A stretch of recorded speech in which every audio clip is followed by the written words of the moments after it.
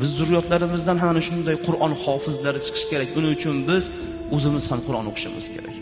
Eng yutqizgan banda kim desa, dunyo hayotida yashab, lekin Alloh taoloning kalomini o'qimay, varoqlamay, qo'llarini o'sha muborak mushaflarda yurg'izmay, ko'zlari o'sha mushafni ko'rmay o'tib ketgan banda bo'ladi.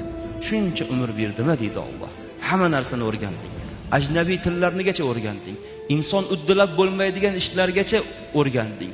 Uylarni qurding, avtomobillarni eng oxirgi rusumini olaman deb tinmay hammasiga harakat qilding, lekin atigi 29 dona harfni o'rganmasdan kelding meni oldimga. Atigi 29 dona harfni o'rganmasdan keldingga issiz deydi Alloh.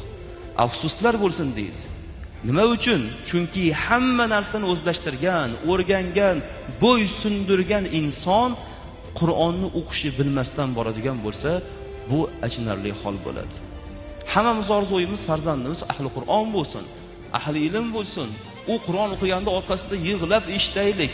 To'ppa-to'g'ri bu orzular yaxshi va go'zal orzular. O'zimizcha, o'zimiz ham o'rganishimiz kerak, chunki bizning otamiz ham shu orzuda o'tib ketgandir. Biz bolamizni shu orzuda katta qilyapmiz. Bizning otamiz ham shu orzuda o'tib ketgandir.